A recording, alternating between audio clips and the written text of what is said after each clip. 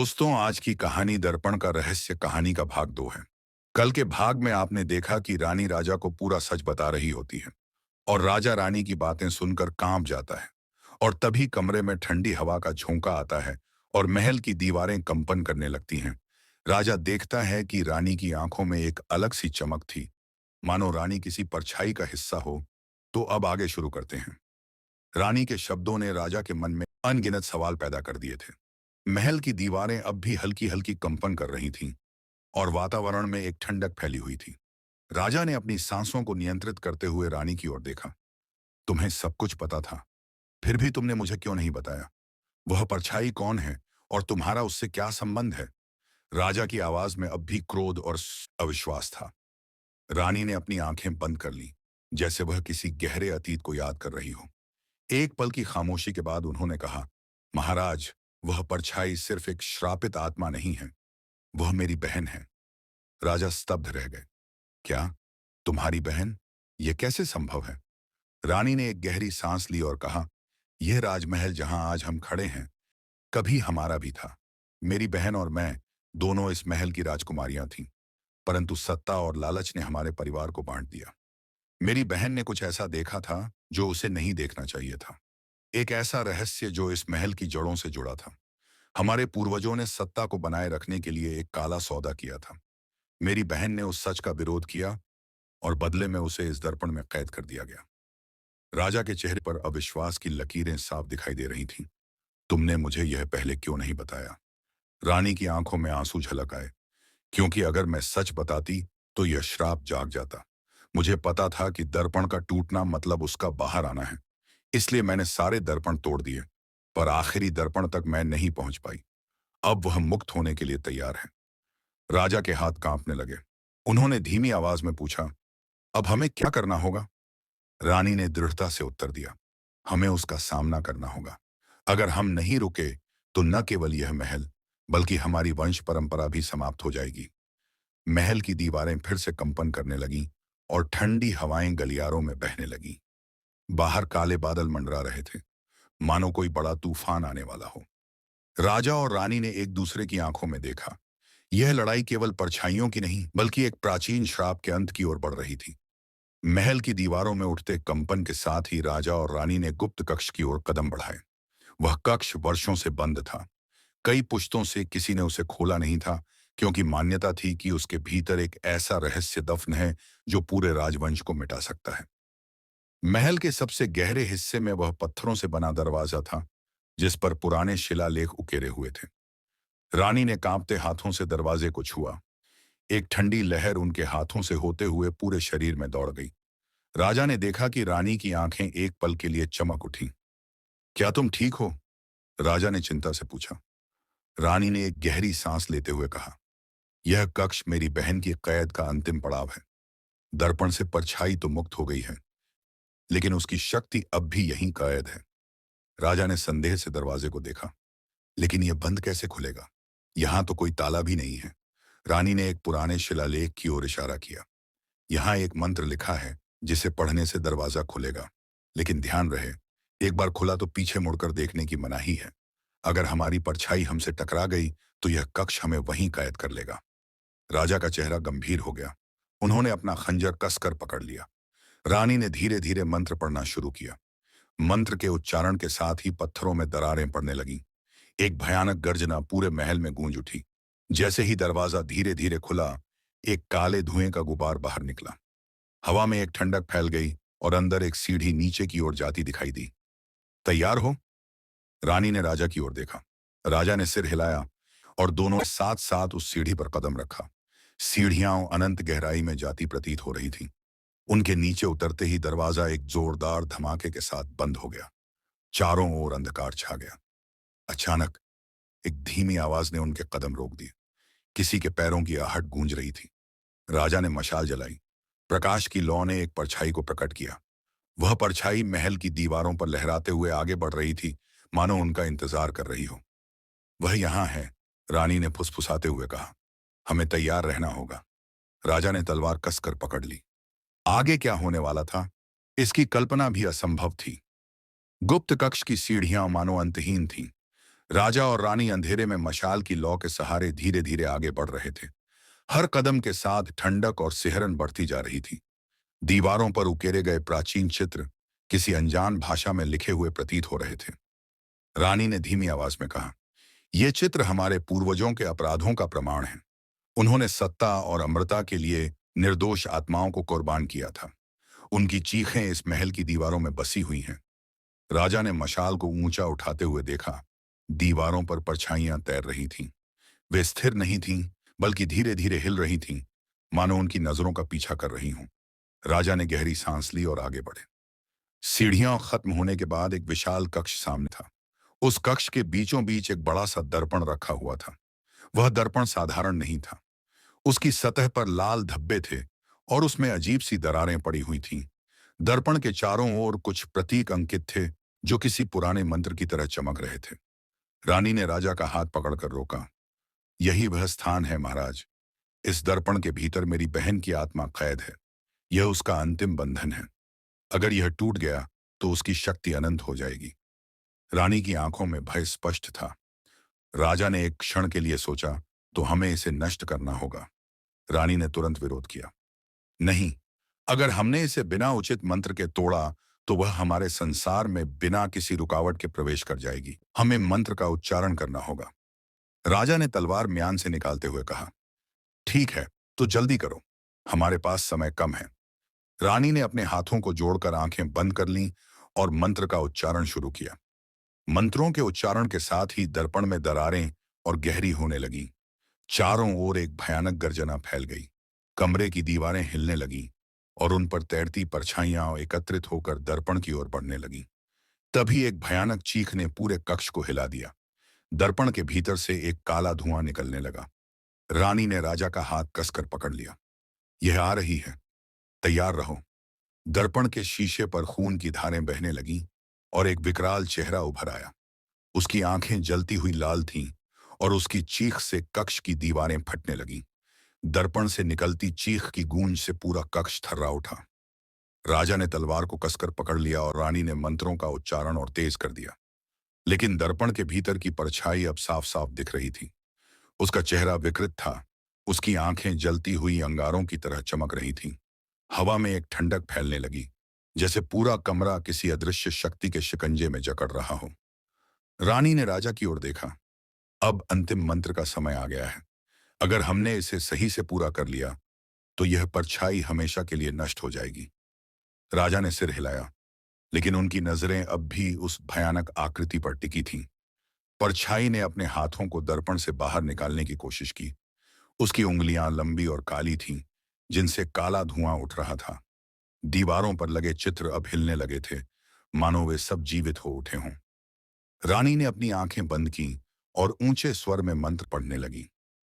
अंधकार से प्रकाश की ओर, मृत आत्माओं का उद्धार हो, परछाई का अंत हो, ओम नमः शिवाय। मंत्र के उच्चारण के साथ ही दर्पण का शीशा फड़कने लगा। उसमें गहरी दरारें पड़ने लगीं और चीखें और तेज होती गईं। परछाई ने जोर से चिल्लाते हुए अपने दोनों हाथ बाहर निकाल दिए। उसकी आंखें सीधे राजा और रानी पर टिकी थीं। यह तुम्हारा अंत है, एक भयानक आवाज गूंजी, जो दीवारों से टकराकर कई बार लौट आई। राजा ने तलवार उठाई और दर्पण की ओर बढ़े, लेकिन जैसे ही उन्होंने वार करना चाहा, उनकी तलवार एक अदृश्य शक्ति से रुक गई। रानी ने जोर से पुकारा, महाराज, अभी नहीं, अंतिम मंत्र का समय आना बाकी है। राजा ने पीछे हटते हुए रानी की ओर देखा। रानी ने अपनी आंखें बंद की और एक आखिरी बार मंत्रोच्चार किया। दर्पण एक जोरदार धमाके के साथ चटक गया। परछाई ने एक अंतिम चीख मारी और काले धुएं में बदलकर गायब हो गई। दीवारों पर लहराती परछाइयां भी एक एक करके बुझने लगीं। पूरा कमरा स्थिर हो गया, मानो किसी ने समय को रोक दिया हो। राजा और रानी एक दूसरे की ओर देख रहे थे। उनकी सांसें तेज चल रही थीं। खत्म हो गया? राजा ने धीमी आवाज में पूछा। रानी ने थकी हुई मुस्कान के साथ सिर हिलाया। हाँ महाराज, अब यह महल मुक्त है। हमारी परछाइयां भी हमें नहीं ढूंढेंगी। कमरे में अब एक अजीब सी शांति थी, जैसे सदियों पुराना भार हल्का हो गया हो। लेकिन क्या यह सच में अंत था, या महल की परछाइयां किसी और रहस्य को छुपा रही थीं? महल के भीतर अब शांति थी, पर वह शांति असामान्य थी। राजा और रानी ने दर्पण के टुकड़ों को देखा, जिनमें अब कोई परछाई नहीं थी। कक्ष की ठंडक अब सामान्य तापमान में बदलने लगी थी, पर राजा के मन में अब भी सवालों का भंवर था। रानी, क्या यह सच में खत्म हो गया? राजा ने अविश्वास से पूछा। रानी ने हल्की मुस्कान के साथ उत्तर दिया, हाँ, परछाई का अंत हो गया है, लेकिन इसका मतलब यह नहीं कि महल के सारे रहस्य खत्म हो गए। राजा ने आश्चर्य से उसकी ओर देखा। क्या मतलब? रानी ने धीरे से दर्पण के टुकड़ों में एक छोटा सा लिपटा हुआ कागज निकाला, जो दरारों में फंसा हुआ था। राजा ने उसे खोलकर देखा। उस पर एक अनजान भाषा में कुछ लिखा था। रानी ने एक पल के लिए ध्यान से देखा और बोली, यह हमारी वंश परंपरा का सबसे पुराना रहस्य है। इसे कभी भी उजागर नहीं किया गया, क्योंकि जो इसे पढ़ेगा वह श्रापित हो सकता है। राजा का चेहरा गंभीर हो गया। लेकिन हमें इसे पढ़ना ही होगा। जो कुछ भी है, सच सामने आना चाहिए। रानी ने असमंजस में सिर हिलाया, लेकिन राजा ने कागज को खोलकर पढ़ना शुरू किया।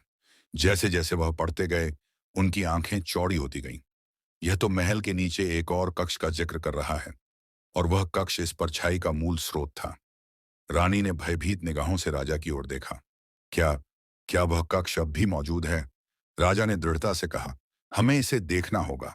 अगर सच में ऐसा कोई कक्ष है, तो हमें उस परछाई का वास्तविक अंत वहीं करना होगा। रानी ने राजा का हाथ पकड़ा। महाराज, यह जोखिम भरा है। अगर वह परछाई अब भी कहीं जीवित है, तो वह नहीं हमें नहीं छोड़ेगी। राजा ने उसकी ओर विश्वास से देखा। हमने अभी तक उसका सामना किया है। अब अंतिम सच जानने का समय आ गया है। दोनों ने मशाल उठाई और महल के सबसे गहरे हिस्से की ओर बढ़ने लगे, जहां हर कदम पर अतीत की परछाइयां उनके सामने आ रही थीं। दीवारों पर लगे चित्र मानो जीवित हो उठे थे, और दरवाजों के पीछे फुसफुसाहटें गूंजने लगी थीं। महल के सबसे अंतिम छोर पर एक बड़ा दरवाजा दिखाई दिया, जो जंग खाया हुआ था। उस पर वही प्रतीक अंकित थे जो कागज पर लिखे थे। राजा ने हाथ बढ़ाया और दरवाजा एक भयंकर गर्जना के साथ खुल गया। भीतर का दृश्य ऐसा था जिसे देख उनके पैरों तले जमीन खिसक गई। दरवाजा खुलते ही एक भयानक सन्नाटा छा गया। राजा और रानी ने मशाल की लौ को आगे बढ़ाया। सामने एक विशाल कक्ष था, जिसकी दीवारों पर अजीबोगरीब चित्र बने हुए थे। उन चित्रों में परछाइयों को इंसानों से बंधा हुआ दिखाया गया था, जैसे वे इंसानों की आत्माओं को निगल रही हों। यह क्या जगह है? राजा ने धीमी आवाज में पूछा। रानी ने भयभीत आंखों से चारों ओर देखा। यह वही स्थान है जहां परछाइयों को बांधा गया था। हमारे पूर्वजों ने सत्ता और अमरता के लालच में निर्दोष आत्माओं की कुर्बानी दी थी। यह वही पवित्र स्थल है। दीवारों पर उकेरी गई आकृतियां जैसे जीवित हो उठीं। अचानक से एक कंपन हुआ और कक्ष के बीचों बीच जमीन फटने लगी। राजा ने तुरंत रानी का हाथ पकड़ा और पीछे खींचा। फटी हुई जमीन के बीच एक गहरा कुंड दिखाई दिया। उसमें लाल रंग का धुआं उठ रहा था, और भीतर से किसी के रोने की आवाजें गूंज रही थीं। यह यह क्या है? राजा ने चौंकते हुए कहा। रानी ने थरथराते होंठों से जवाब दिया, यह वही स्थान है जहां मेरी बहन की आत्मा को बंद किया गया था। मैंने सोचा था कि वह मुक्त हो चुकी है, लेकिन उसका असली बंधन यहां है। राजा ने तलवार निकाल ली। हमें इसे नष्ट करना होगा। अगर इसका अंत नहीं किया, तो परछाइयां फिर से जाग उठेंगी। रानी ने सिर हिलाते हुए कहा, नहीं महाराज, इसे नष्ट करने के लिए सिर्फ तलवार काम नहीं आएगी। हमें पुरानी विधि का प्रयोग करना होगा। कौन सी विधि? राजा ने पूछा। रानी ने धीरे धीरे अपने गले से एक पुराना ताबीज निकाला। यह ताबीज हमारी वंश परंपरा का है। इसे उस कुंड में डालने से परछाइयों का बंधन हमेशा के लिए टूट जाएगा। रानी रुक गई। लेकिन क्या? राजा ने उतावलेपन से पूछा। रानी की आंखों में आंसू आ गए। लेकिन इसके साथ मेरी आत्मा भी उसी बंधन में समा जाएगी। यह कुर्बानी आवश्यक है। रानी के चेहरे पर एक अजीब सा संतोष था। राजा स्तब्ध रह गए। नहीं, मैं तुम्हें खोने नहीं दूंगा। रानी ने मुस्कुराते हुए कहा, अगर मैंने यह कदम नहीं उठाया, तो परछाइयां फिर से लौट आएंगी। यह महल और हमारी वंश परंपरा तबाह हो जाएगी। राजा की आंखों में आंसू छलक पड़े। उन्होंने रानी का हाथ थाम लिया। अगर तुम जा रही हो, तो मैं भी तुम्हारे साथ चलूंगा। रानी ने उसके हाथों को अपने हाथों में लेकर कहा, नहीं महाराज, आपको इस वंश को आगे बढ़ाना है। मेरा समय आ गया है। रानी ने ताबीज को कसकर पकड़ा और कुंड की ओर बढ़ने लगी। राजा की आंखों में दर्द साफ छलक रहा था, पर रानी ने मुस्कुराते हुए पीछे मुड़कर देखा। मुझे विदा दीजिए महाराज। राजा कुछ कह न सके। उनकी आंखों से आंसू बहने लगे। रानी ने अंतिम बार उसकी आंखों में झांका, फिर बिना रुके ताबीज को कुंड में फेंक दिया। जैसे ही ताबीज कुंड में गिरा, एक भयानक चीख पूरे कक्ष में गूंज उठी। लाल धुआं चारों ओर फैलने लगा और धीरे धीरे रानी भी उसी धुएं में विलीन होती चली गई। रानी के विलीन होते ही पूरे कक्ष में एक अजीब सी खामोशी छा गई। लाल धुआं धीरे धीरे गायब होने लगा और दीवारों पर तैरती परछाइयां भी एक एक कर मिटने लगी। राजा अब भी स्तब्ध खड़े थे, उनकी आंखों में आंसू ठहर गए थे। कुछ क्षणों बाद पूरा कक्ष एक बार फिर शांत हो गया। राजा ने कांपते कदमों से कुंड की ओर देखा। वहां अब सिर्फ राख और बचे हुए ताबीज के अंश थे। उन्होंने अपने घुटनों के बल बैठकर उस राख को उठाया। उनकी आंखों में दर्द और प्रेम की एक साथ झलक थी। तुमने अपना वादा निभाया रानी। राजा की आवाज धीमी पर दृढ़ थी। लेकिन मैं भी अपना वादा निभाऊंगा। तुम्हारी कुर्बानी व्यर्थ नहीं जाएगी। उन्होंने राख को अपने हाथों में समेटा और महल के बाहर विशाल बाग की ओर चल पड़े। चारों ओर अब अंधेरा छा गया था, लेकिन हवाओं में एक अजीब सी शांति थी। बाग के बीचों बीच एक पुराना पीपल का वृक्ष था, स्थायी, आह, बहुत जो सदियों से खड़ा था। राजा ने उस वृक्ष की जड़ में रानी की राख को धीरे धीरे बहा दिया। जैसे ही राख मिट्टी से मिली, वृक्ष की टहनियां अचानक लहराने लगी। पत्तों में एक चमक उभर आई और हवाओं में एक मधुर गूंज सुनाई दी, मानो रानी की आत्मा ने अंतिम विदा के स्वर में उस वृक्ष को अपना ठिकाना बना लिया हो। राजा ने सिर झुकाकर प्रणाम किया और कुछ देर तक वहीं बैठे रहे।